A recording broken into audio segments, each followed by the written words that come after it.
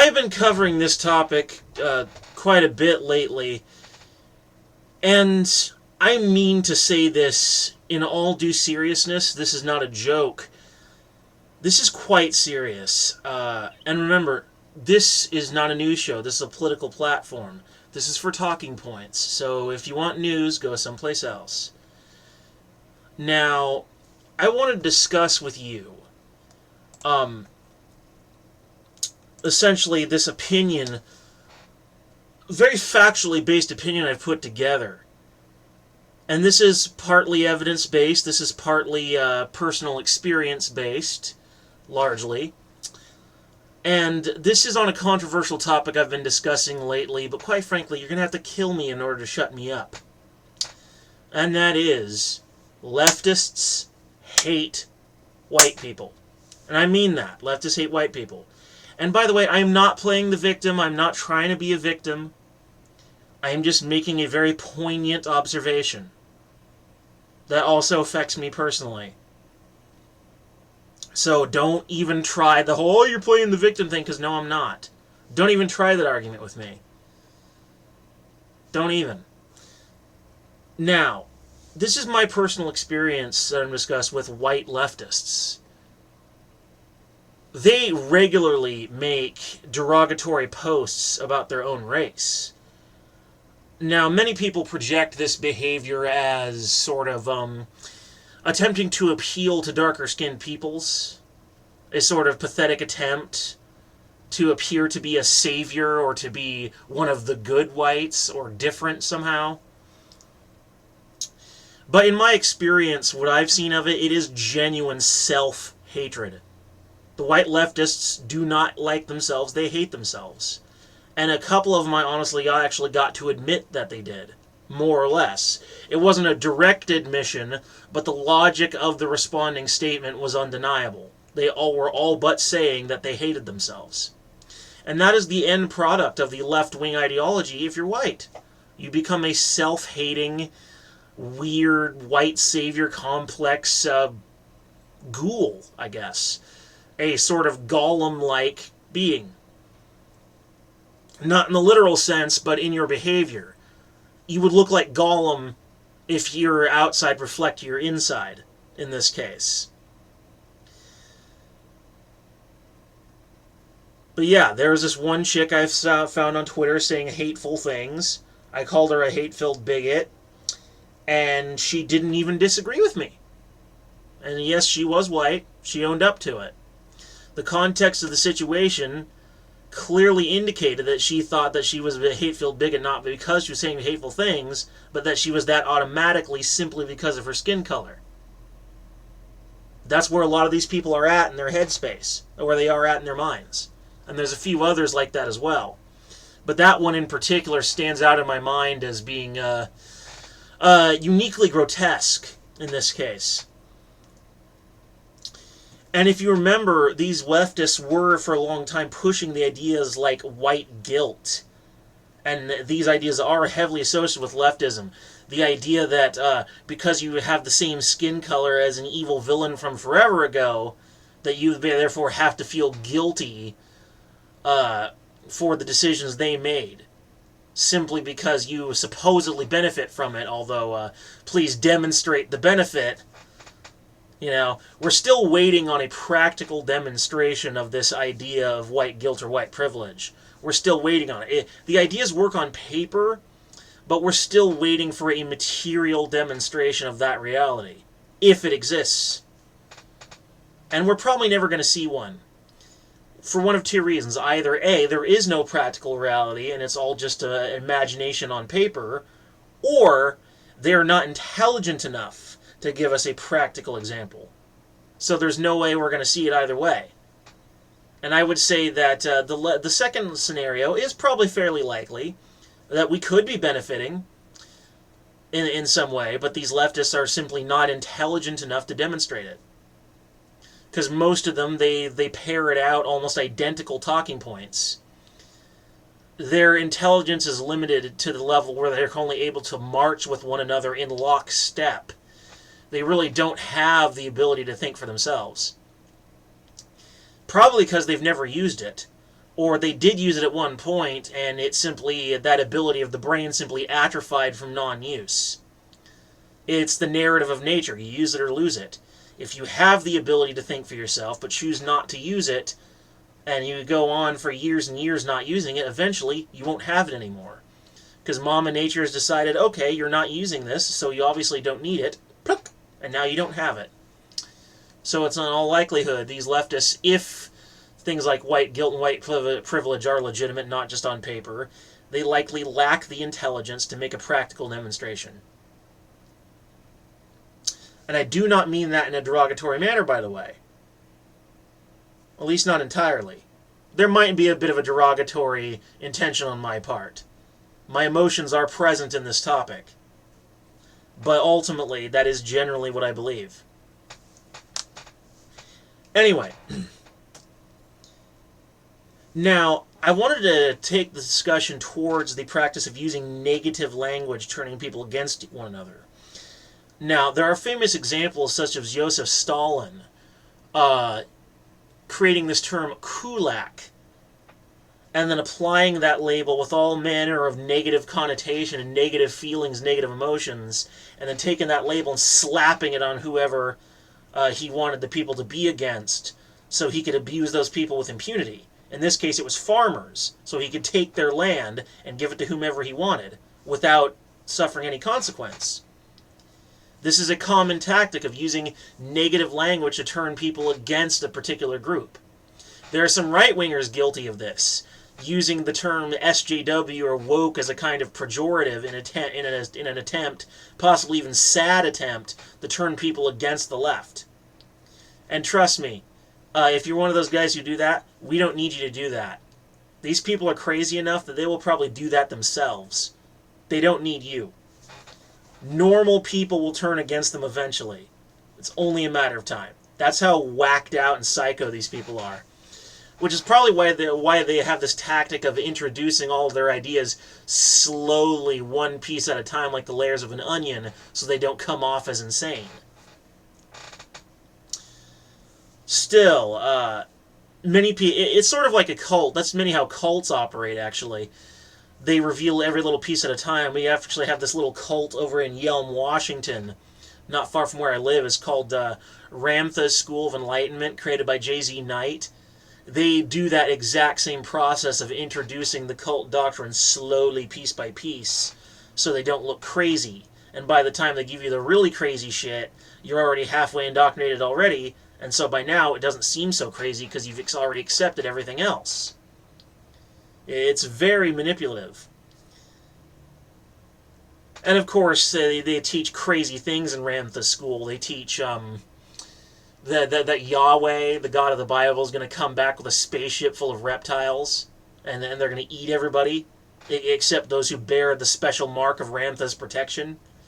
Like, yeah, that's what they teach people in the school. And I don't live very far from there, okay? I'm like maybe a couple cities over, maybe more. So, yeah, I have to think about that sometimes. Just like I have to think about I'm basically an Antifa sandwich because I got Seattle to the north of me and Portland to the south of me. But yeah, the leftists do operate in similar fashion to cults like the Ramtha School of Enlightenment. Now, here's the thing that really is probably the most shocking and most disgusting of all, is that leftists only seem to care about hate crimes when the hate criminal is white. There are hate crimes performed by blacks and by Mexicans, and the leftists ignore those because it doesn't suit their narrative of white man bad. Think about it. You know how to tell when someone's being unfair?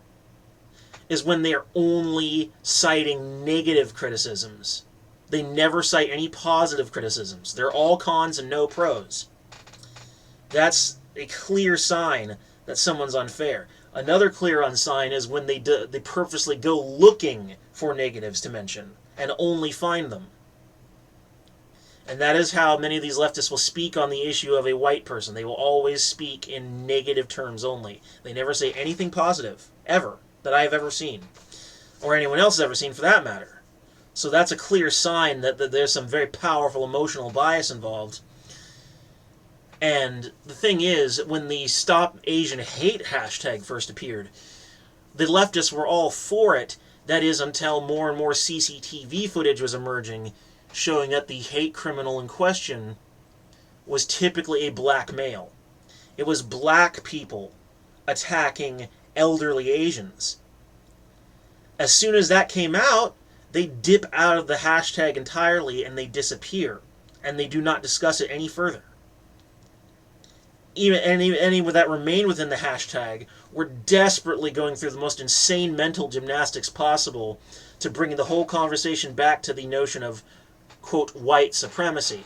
So they still try and find a way to blame it on white people, even though white people are clearly not even involved in the issue. So we see a clearly unfair emotional bias. So we have, in review, we have white leftists showing clear signs of self-hatred. We show leftists using negative language. And then we see a clear negative, unfair attitude towards white people. Now back to my commenting on Joseph Stalin. And socialism in general, which communism is just an extreme form of socialism. They are related. They are brother and sister economic ideas. They both involve public ownership of the means of production, which public ownership, since the public cannot manage it, the government has to manage it on their behalf. So it's really government ownership of the means of production. And that centralizes power over the economy, which is why the tyranny and corruption is introduced so quickly. Now the thing about socialism is that it always needs a villain to defeat. It always needs a bourgeoisie to defeat on the behalf of the proletariat. That's how it always works. Everywhere it's ever been attempted, that was the process. And many of these leftists are socialists or communists. Most, if not all. So suffice to say, given their feelings about white people, their obvious feelings about white people, it stands to reason, therefore, that I think we've identified their bourgeois. It's us, or rather, it's this. It's this. It's this skin color right here. This is the bourgeoisie of the leftist socialism. This is the bourgeoisie, and anything darker is an automatic proletariat. And it's the same shit. It is the same exact shit. And again, I'm not trying to be a victim. I am simply attacking the logic of the left, based on my experience in discussions with them, talking to them, and what they say on social media and in the larger world. This is the logical conclusion of their socialism and their attitude about white people. We have found what their bourgeoisie is. Now, there is, in the phenomenon of socialism, if we look at the world history of what I have dubbed the socialist revolution loop. This is a terminology I've invented only just recently. And essentially, the socialist revolution loop is essentially this. The system doesn't work. Revolution.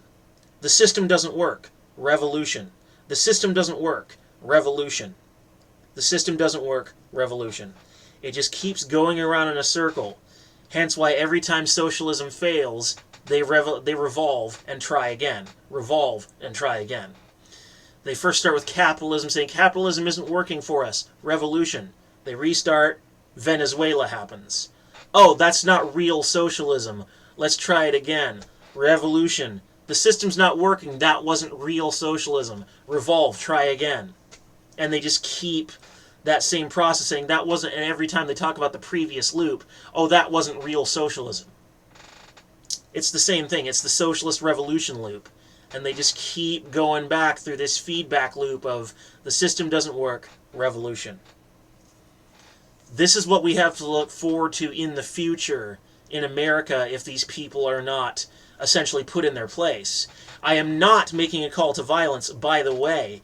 I am simply stating that on the battlefield of ideas, we need our heavy hitters to put them down and to keep them from causing this revolution loop, which will eventually end up resulting in the starvation and death of millions of people, as socialism always does.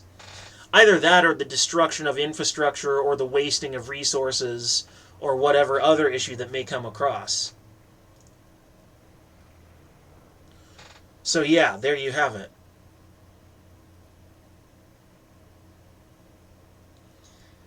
This is this is the truth, as far as I can tell, from my personal experience, from the evidence I've been able to evaluate. Leftists hate white people because they are actually racist. And they think we are the bourgeoisie that they have to defeat on behalf of the darker-skinned proletariat. And to be fair, they're actually pretty racist to that so-called proletariat as well. When you consider the fact that anytime a black person doesn't fit within their little box of how they think, you're a minority, you're supposed to think like this and no other way, or you're black on the outside or white on the inside. You're really a white man, just with darker skin, if you don't think this arbitrary way and this box we shoved you into. So they're actually pretty racist to darker skinned people as well. So yeah, this is just my feeling on the issue of leftism and the fact that they actually kind of hate us white folks. I have experience, I have logic, and I have proofs to consider, historical proofs in regards to Joseph Stalin and the history of socialism and the behavior of socialists. You can look into it yourself. And I'm not talking about some article. I mean actually going on to social media and just having a conversation with these people about these topics. And I guarantee you, you'll see the exact same shit that I have. You'll see self-hating whites, you'll see white-hating minorities, and you'll see a socialist revolution loop throughout history. And that's what we have to look forward to if these people aren't stopped. If they aren't defeated on the battlefield of ideas. Not with physical violence, but with constant, relentless, factual debate. And they cannot win because they don't like facts. To quote a Jewish guy, for sure we all know, who I think may very well be a neocon wolf in sheep's clothing. You know, I've seen him on Twitter war hawking. We all know Shapiro. Like, you're war hawking for Israel. I know those are your people, but war is awful. And you want people to die. Horribly. If you want conflict with, if I am correct about you and you want conflict with, Palestine, then you're a war hawk. And no better than someone like, say, a Mike Pompeo. Anyway, but as Shapiro has said, facts don't care about your feelings. And that is why the left cannot win in a debate. Then they can't avoid debating us forever.